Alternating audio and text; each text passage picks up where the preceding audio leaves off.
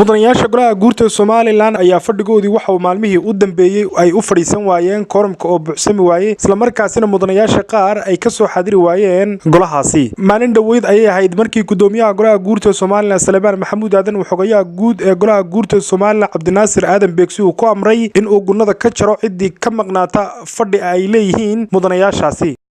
odayaal koramkii uu ku itaali karilaada bisha November kii maalin maqnaa iyo kii laba maqnaa iyo kii saddex maqnaa iyo kii intaba wada maqnaa muddo gurno mala bisha mid walba intuu maqnaa waa laga jaray gurnada mid walba waa laga jaray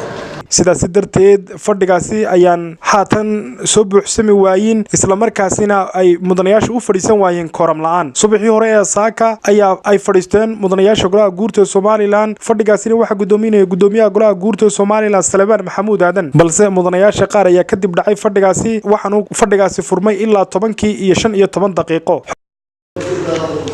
kuwa baasay yahay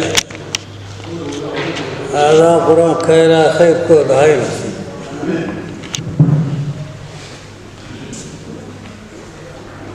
كورب كي هدوم ببحسن مسيدات سيال طبق